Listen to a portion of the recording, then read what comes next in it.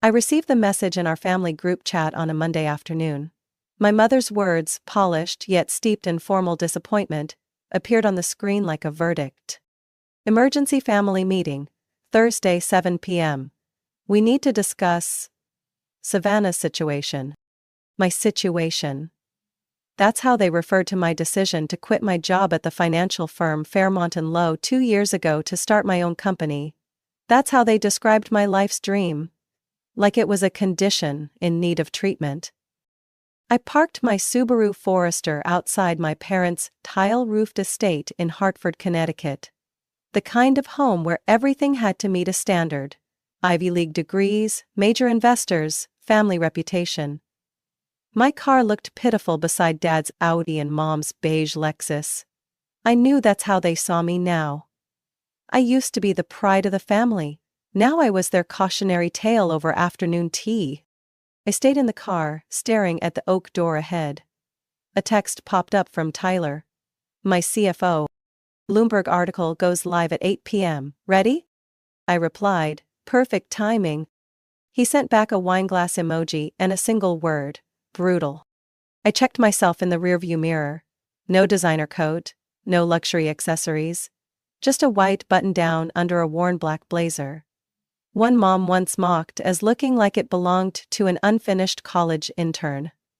My hair was pulled back neatly, makeup minimal. Let them think I was struggling. That made what was coming sweeter. The door opened before I could knock. My mother stood there in a fitted Chanel tweed dress, makeup perfectly layered, but unable to mask the tension in her face. You're late, Savannah. Only 2 minutes, Mom. In business, every minute counts. Something you might want to learn if you're still pursuing this company of yours. She said company like it was a joke. Inside, the living room was staged like a corporate boardroom. My father sat in his armchair by the fireplace, hands clasped across his stomach, wearing the look of a man about to negotiate a $100 million merger. My sister Madison sat cross-legged on the couch beside her husband, Chase, a man who lectured on entrepreneurship despite being fired from 3 companies. Aunt Cynthia, who rarely showed up for anything, was also there. Must be something dramatic. Savannah, Madison cooed, leaning in for a cheek kiss like she was performing in a stage play. Loving the vintage vibe. Zara? Thrift store, very eco-conscious. She laughed awkwardly, but I caught the flash of horror in her eyes. My father cleared his throat, the sound like a starting bell. We're here because we want to help you, Savannah.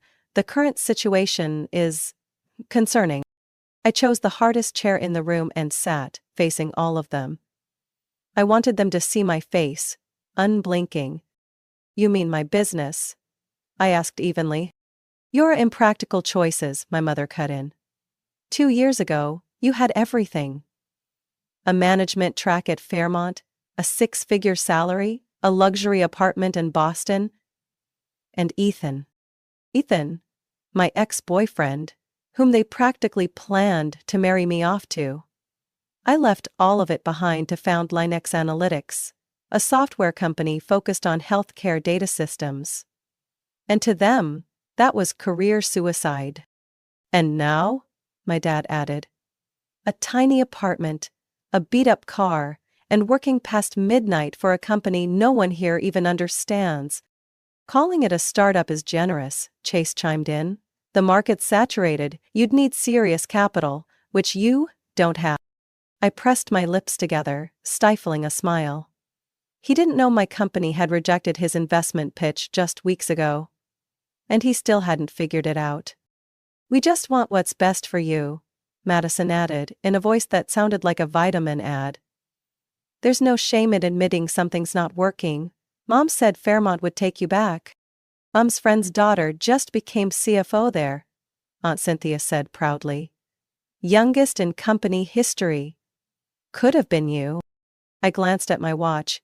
7:44 p.m., 16 minutes to go. No one's asked what my company actually does, I said.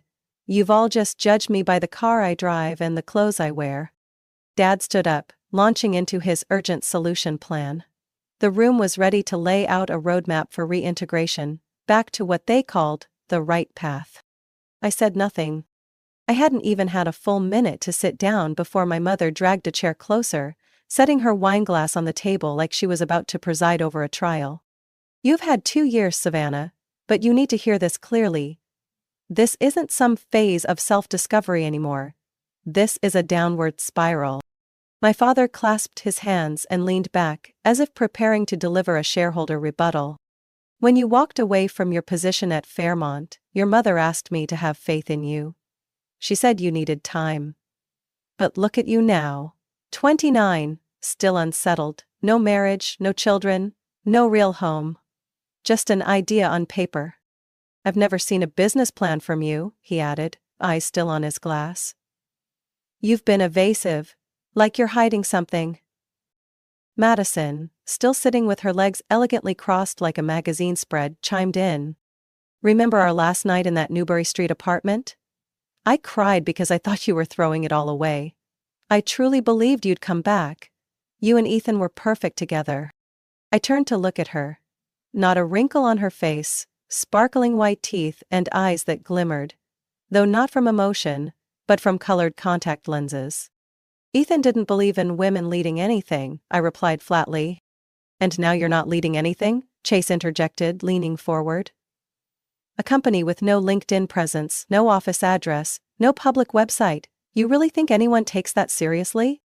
I almost laughed. "No public website? Because we're under NDA with 3 of the largest healthcare conglomerates on the East Coast.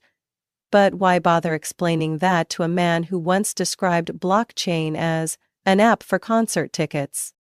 Cynthia adjusted her scarf, her tone syrupy sweet but colder than any boardroom air conditioning. "Your parents sacrificed a lot to give you a proper education. They don't deserve to be in this position. When people ask what Savannah's doing now, your mother has to pretend she didn't hear them. You think that's pleasant?" I looked directly at her. "It's not pleasant, but it's not worse than being treated like a failure, just because I didn't follow a path someone else laid out." Madison sighed dramatically. "You know what? Chase was just asked to consult for a health tech venture fund. Maybe you should talk to them. They might find a place for your idea." "I'm not looking for a place," I said, my voice dropping. "I'm building one." No one responded. They thought I was being petulant. My father cleared his throat again. "Fairmont still keeps in touch with me. They said you were one of their most promising hires. They'd take you back, maybe not right away. But I can arrange a call. There's no shame in starting over."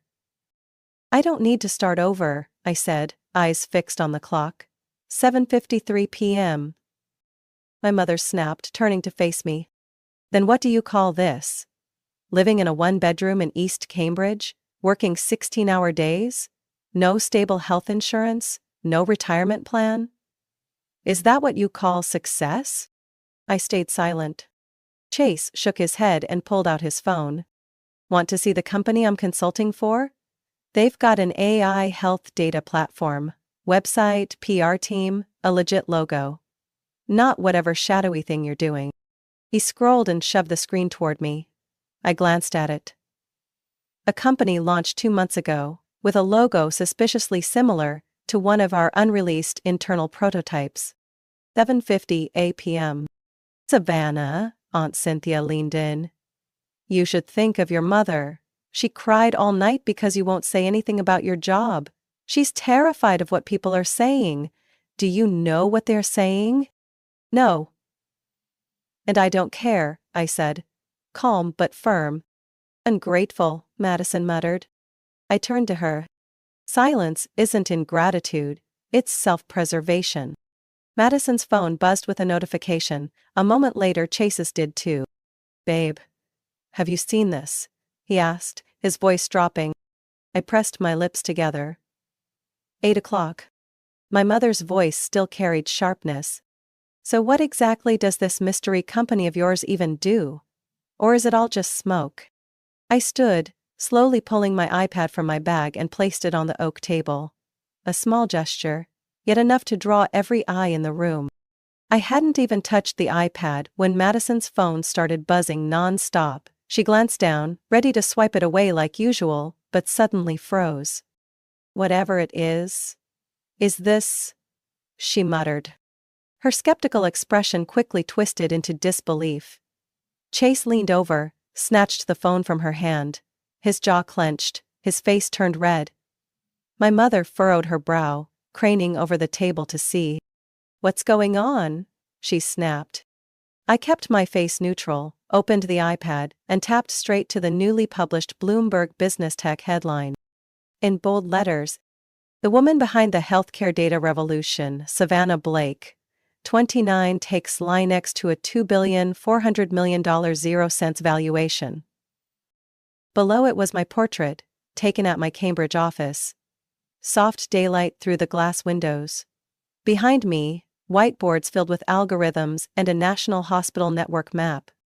Chase's voice was tight. This is real? It's my company, I said. Nothing more, nothing less. My mother's hands trembled as she nearly knocked over her wine glass. My father stood abruptly, circled the table, and stared at the iPad like he might find a typo. But every line was clear. Unmistakable. Savannah Blake, founder and CEO of Linex, is behind the confidential healthcare data platform recently approved by the FDA, currently integrated in over 180 hospitals across the U.S. Confirmed by Forbes, Savannah Blake joins the 30 under 30 in tech for building an AI network that analyzes chronic disease recurrence risks. My father swallowed hard, voice hoarse. $2.4 billion? Estimated after last quarter's funding round. It might be higher now, I said, eyes fixed on their stunned faces. Madison stammered. Why didn't you say anything? I shrugged. No one asked. But you live in that tiny apartment. You drive a beat-up car. Because I don't have to prove anything. And I know exactly where my value comes from. It's not the car, or the zip code. My mother still hadn't spoken. She was now reading every word of the article, eyes scanning to the final lines. Blake maintained complete operational secrecy for nearly 2 years, refusing all interviews until federal medical certification was obtained. Bloomberg confirms she rejected 3 acquisition offers, each worth over $1 billion. She looked up, her voice faltering. You turned down $1 billion? 3 times, I said. Because what I'm building isn't meant to be sold off for quick fame. I'm redefining how healthcare data is managed in this country. Chase stood up so fast it looked like I'd admitted to espionage. Madison clutched her mouth. My father slumped in his chair, his whole body deflated. Aunt Cynthia let out a soft gasp. Oh my God. I flipped the iPad to the next screen. An interactive map of all hospitals under contract with Linex. A dense network of green dots covered more than half the country. These are the places using our technology. And this, I pointed to the lower right corner logo, this is why Chase didn't get funding. That firm? It's my subsidiary. I acquired it 6 months ago. Chase went pale. Madison collapsed into her seat like the oxygen had been sucked from the room. I looked at my parents. 2 people who'd believed that Ivy League degrees and 6-figure salaries defined worth. Now, that definition sat across from them, needing no permission to exist. The blazer I'm wearing, I adjusted the lapel slightly. Yes, it's from a thrift store. But it'll be on a magazine cover next week. They're writing about female leaders who ignore superficial signals. No one said a word, the silence was unnerving. Just then, my mother's phone rang. She jumped, glanced at the screen, and sighed. It's Mrs. Harrison. She sent the article with the message, "Is this your daughter?" I stood, picked up my iPad.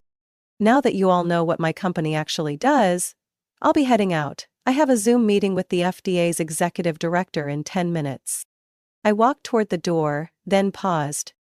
Oh, and Madison? The reason my company rejected Chase's pitch wasn't because of a bad business model. It was because the ethics didn't meet our standards. I turned back to look at my family one last time before leaving the room. The same room where they once gathered to rescue me. You always ask why I don't share, I began, my voice steady, not angry, but sharp as a blade through the silence. But none of you ever really wanted to listen.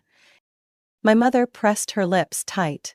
My father stood still, gaze drifting, like he was trying to reclaim control of a meeting that had slipped away. For the past 2 years, what did I get? Calls asking when I'd wake up, texts suggesting I consider real jobs, and questions like, "Are you sure you don't need help?" I stepped forward, iPad still firm in my hand. I didn't stay silent because I was ashamed. I stayed quiet to work in peace. Because I knew, if I failed, you'd say, "We told you so." And if I succeeded, it would be, "Why didn't you tell us sooner?" Aunt Cynthia shifted, glanced at my mother, about to speak. I raised my hand gently. "No need. Do you remember the last time you checked in on me, Aunt Cynthia? It was at Madison's wedding. You asked, 'Still playing with those tech toys?' and laughed like it was a joke." I turned to Madison, still dazed. "You stood in the middle of that reception and mocked me for living in a one-bedroom apartment. That same night, while you flaunted a $6,000 Chanel bag, I was negotiating a data contract with the Army." She opened her mouth, but I didn't give her the chance. "And Chase," I said, turning to him. "You emailed a fund called Helix Ventures, claiming to have a personal connection with the Line X team. Unfortunately, the person who read that email was my CFO. Tyler forwarded to me and asked one thing. Who is this guy?"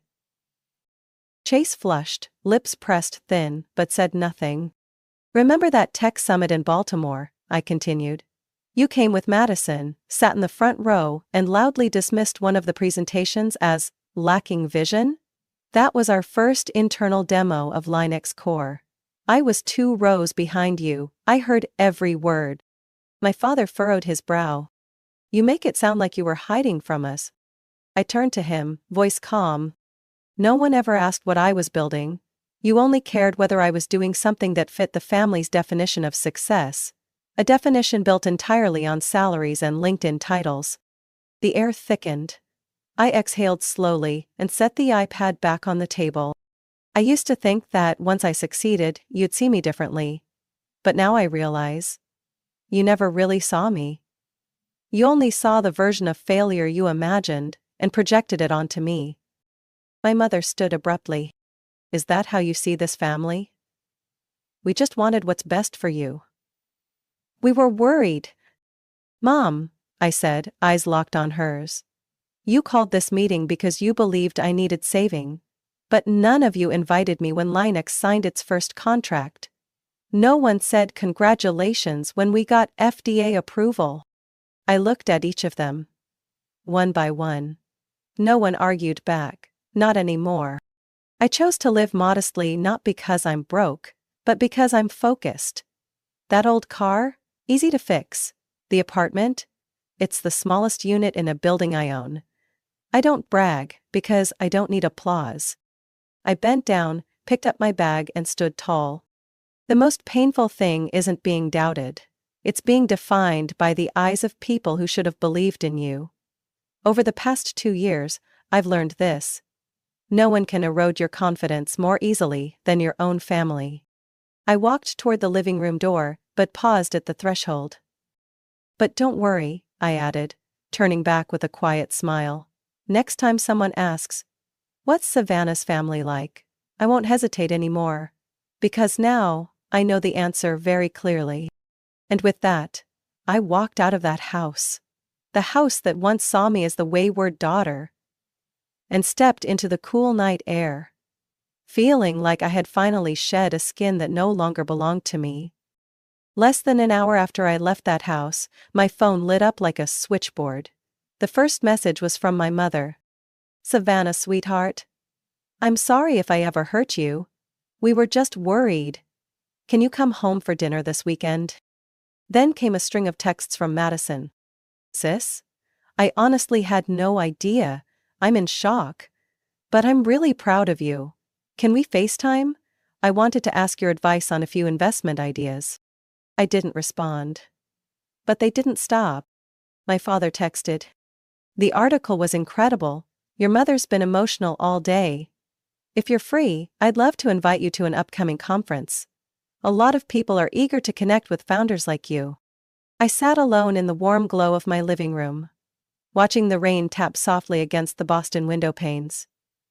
Each drop, like an apology that had arrived too late. Chase sent a one-line email. I misjudged you. If there's ever a chance, I'd love to explore a collaboration with Linux. And then came Madison's full-length monologue of a message. I've been thinking, maybe we could do something together? I've got great contacts in fashion. Who knows? Maybe Linux could do something with customer trend analytics? You once said data is gold, right? I couldn't help but laugh. Half tired, half amused. She'd never listened to me talk about my work for more than 3 sentences. Now, she was quoting me to climb back up a ladder she'd once kicked out from under me. The next morning, when I walked into Linux HQ, Claire was already waiting by the elevator. Savannah, we've got a flood of messages in the company inbox, some media, but one in particular, from your mom. Still using the pink floral Gmail address? Still. Leave it, I'm not responding. Claire nodded without pressing. She understood me better than the people I'd lived with for 2 decades. By 9 a.m., I was in a strategy meeting, presenting our AI pipeline for real-time medical case analysis. Midway through, my phone buzzed lightly. A message from Dad. Dinner tonight? Your mom's making that chicken soup you love. We won't talk business, just family. Just family. It sounded like a vow, but one delivered after they had already built a stage to exile me from. I didn't reply. By noon, Madison had posted on LinkedIn, tagging me. So proud to have a sister like Savannah, strong, brilliant, and always fighting quietly for success. My family has always believed in her, even if we didn't always say it out loud. Family pride. Female leadership. The post went viral with hundreds of likes and congratulatory comments. A few asked, since when was she Savannah's sister? I said nothing. PR emailed to ask if I wanted to issue a statement. I replied, no need, they're just borrowing my light now that it's warm. I don't owe them the fire. That afternoon I sat alone in my glass office on the 34th floor, watching the traffic weave like veins across the city. My phone buzzed again. Another message from Mom. You might still be angry with me, Savannah. But I've always been proud of you. When you left Fairmont, I cried all night. Not out of disappointment, but fear. Afraid the world might hurt you. I read the last line slowly. Now I see you're stronger than I ever imagined. Please, give me another chance. I set the phone down. I didn't delete it. I didn't answer either, just let it sit. Because what they didn't understand was this. I didn't get here because of their applause. I got here because I learned to walk without needing it. I used to wish they'd recognize my efforts. Now, I just wish they'd understand one truth. Saying sorry doesn't reset the clock. I'm no longer the daughter seeking approval. That version of me no longer exists. 1 month after the article went public, when the media had finally begun easing their grip on every move I made, my father showed up unexpectedly in the main lobby of the Linux building. No Mercedes, no sharp blazer, no navy tie like the ones he always wore at board meetings. Instead, he was dressed in a worn chambray shirt, jeans, and old sneakers. In his hand was a scuffed brown leather briefcase. One I hadn't seen since elementary school. Claire walked into my office and tapped lightly on the glass doorframe. Savannah. Richard Blake is downstairs. No appointment. I looked up. My heart didn't race. It simply settled. Did he say anything? Not much. Just said, I'm not here to ask for anything, I just want to understand. I paused, then nodded. Bring him up, no formalities, no escort, no announcement, let him walk in like anyone else. Claire nodded and disappeared behind the soft click of the closing door. 10 minutes later my father walked in. No one introduced him. No greetings with firm handshakes or rehearsed lines. Just a gaze. One I hadn't seen in years. Not one of power, but of quiet surrender. "Hello, Savannah. Please, have a seat," I said, pointing to the chair across from mine. He didn't sit right away. His eyes scanned the room. Whiteboards covered in dense algorithms. Live dashboards from 42 linked hospital systems. Soft daylight streaming through the windows of the 34th floor. Finally, he sat, laying the old briefcase on his lap, and carefully unbuckled it. "These past few weeks I've been reading, more than I've read in my entire career." I tilted my head. "About what?" "AI, deep learning, healthcare data processing protocols, FDA 5.10Q, Linux's core framework. I even tracked down your sophomore research paper, Predictive Patterns in Pediatric Oncology." I stayed quiet. He pulled out a thick binder, hand-labeled with black marker. Savannah/Linux/Core Concepts. I printed every article, every demo report, every trade feature. I took notes in the margins like you were my professor. Because I realized I had no idea what you'd been doing all this time. I only judged it through what I thought was right. I let out a faint laugh. Not because it was funny. "So, what do you think now?" He removed his glasses, wiping them gently with a folded handkerchief. "I think I was wrong. Not because I underestimated you, but because I never considered that you might be right. In your own way." Silence lingered. I stood and walked to the whiteboard, picking up a marker. "You really want to understand?" He nodded. Quickly, no pride this time. I drew a simple flowchart. "This is Linux's machine learning model. It doesn't just analyze data, it learns from clinical outcomes, treatment progressions, patient behavior, and pharmaceutical logistics. We don't just respond, we predict and intervene early." He got up and walked closer. "Is it accurate?" Over an 18-month validation period, our lung cancer recurrence prediction model reached 97.8% accuracy. For other conditions, the lowest was 92.1%. I turned to him, and for the first time, saw focused curiosity in the man who once taught me how to build spreadsheets in 5th grade. "You want to know why I worked in silence?" I said, more softly, not because I was hiding, but because I knew if I spoke too soon, everyone would try to fix me. He nodded slowly. "I've spent my life fixing things, but I've never built something like this."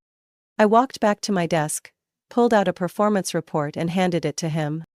"This contains the results from 3 pilot models deployed in hospitals in Chicago, Austin, and Seattle. If you really want to understand, start here." He took the binder, flipped through a few pages, then looked up. "A last thing, I know I have no right to ask, but if there's a chance, I'd like to hear more from you. Not to critique, just to listen. This time, really listen." He didn't speak. Then I nodded. Not because he was my father, but because, finally, he was doing something no one in my family had ever done before. He was learning how to understand me, in my own language. There were no tears. No hugs. Just a man walking out of my office with a thick stack of notes in his hand, and a look in his eyes that, for the first time, held genuine respect for the daughter he once called a dreamer without direction. 4 days after the meeting with my father, I received an email from my mother. The subject line read, "Well, dinner, no judgment, no lectures." The message was brief. "Savannah, I know this may be too late, but if you're open to it, I'd like the whole family to sit down together, just once. Not to tell you what to do, but to actually listen. Your father says this time, you're in charge." I leaned back in my chair, staring down at the streets below the Linux tower. A light drizzle.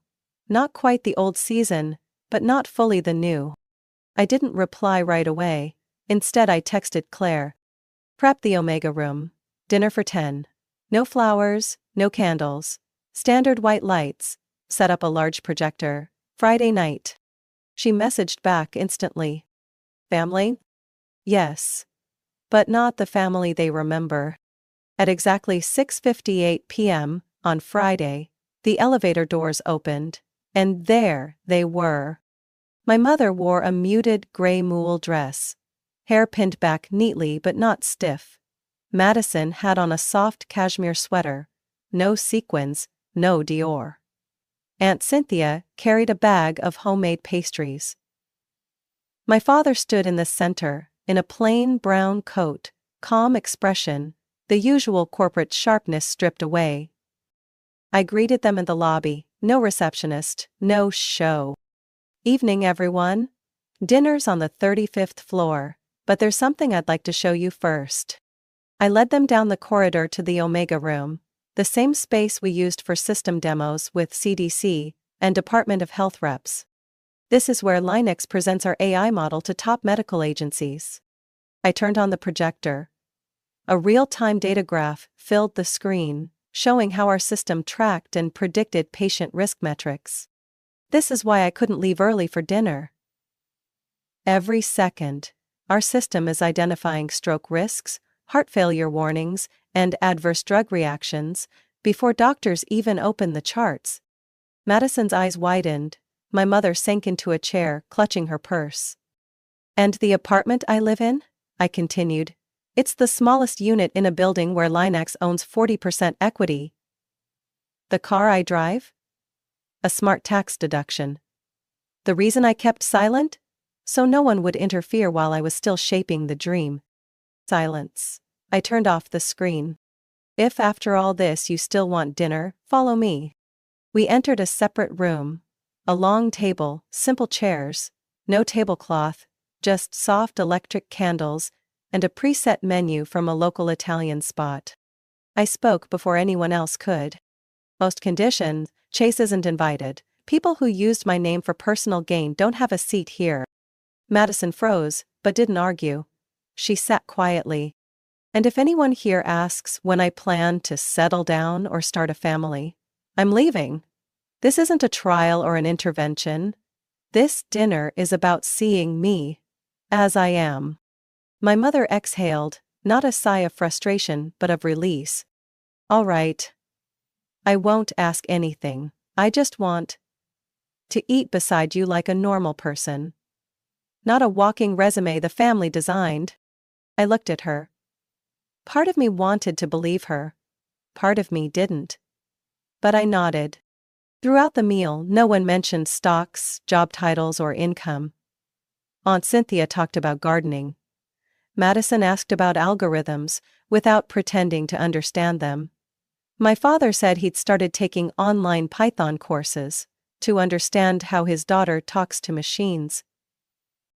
For the first time in years, I didn't feel like I was performing. I was just Savannah. Not the CEO, not the eccentric daughter, but a woman who had built an empire through quiet focus and relentless work. As the evening ended, there were no dramatic hugs. No forced closeness. My mother simply said, "If you host another dinner, I'll bring that roast you loved as a child, but if not, I'll understand." I looked at her. Then replied slowly, "Next time, if there is one, just bring respect." And for the first time in my life, she nodded without needing to say anything else. One week after the family dinner at Linux, I asked Claire to order a special frame. Anti-glare glass, matte black edges, 11 by 14 inches. Not for an award, not for some glossy certificate, but to hold a photo I had kept for 20 years. It was a picture of me at the 5th grade science fair.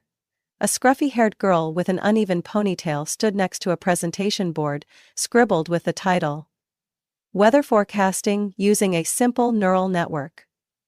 The child wasn't looking at the camera. She was mid-explanation, finger pointed to a hand-drawn chart in green marker, mouth open mid-sentence. No one from my family came that day. Dad had a meeting. Mom said the car broke down. I carried the board myself, set up the projector alone, arranged the charts without help, and I remember it vividly, not with sadness, but with joy. Now, that photo hangs on the wall directly behind my desk. To the left is a real-time map of healthcare systems powered by Linux. To the right, our stock performance graph. But at the center, there's that little girl they once called too dreamy to be practical. One morning, while waiting to join a video call with Singapore, I found myself staring at the photo. Not out of nostalgia, but as a reminder. That child is the foundation, the beginning, the promise. Mid-thought, my phone buzzed. A text from Madison. Chase is under investigation for falsifying investment disclosures. I'm sorry, I should have trusted you sooner. I need some advice, if you're still open to speaking. I looked at the message, then placed my phone face down on the desk. I didn't respond. An hour later, my mom called. Her 6th call in 3 days. I didn't answer, but I sent a single text. I hope you're doing well. But from now on, if it involves work or money, I won't engage. Family should not be entangled with control. And love is not a switch to be flipped when a daughter becomes successful. I hit send, then turned off my phone. Not out of anger, but because I had learned something. Clarity is the kindest thing I can offer, to myself, and to them. That afternoon, during the board meeting, one of our longtime investors, Mr. Daniels, asked me, "Savannah, have you ever thought about writing a memoir? Your story, it deserves to be told." I laughed. If I ever write one, there won't be a chapter called Saved by Family. Because the truth is, I wasn't raised on belief. I was forged through doubt. Everyone chuckled, the air lightened. I continued. And I know this might sound harsh, but success doesn't come from being recognized. It comes from continuing. Even when no one believes, you'll get anywhere. After the meeting, I returned to my office and glanced at the photo again. From the drawer, I pulled out a crumpled napkin. Faded ink along the edge, part of the first draft sketch of what would become the Linux core. I had drawn it on a cafe table when I was 25. I placed it in a smaller frame and hung it next to the science fair photo. 2 beginnings. No applause. No praise. But one constant, me. And I knew, no matter how many family dinners ended in apologies, no matter how many flattering posts appeared online, the reason I stood here wasn't external approval. It was the boundary I built, and the promise that I wouldn't let anyone cross it again. I am Savannah Blake. I am the founder of Linux. And I built an entire world from a girl they said didn't fit. Only now, the world will have to learn to fit me. Savannah's story proves that validation doesn't need to come from family or society, it comes from inner conviction and firm boundaries. In real life, not everyone has a support system. But if you believe in your own worth, work quietly, and refuse to let others define your path, success won't need defending, it will speak for itself. Savannah didn't need approval, she just needed space, and that was enough to rewrite the rules. What do you think about Savannah's choices and the journey she took? Would you have done the same in her place? Share your thoughts in the comments, and don't forget to follow the channel for more powerful stories about family and resilience.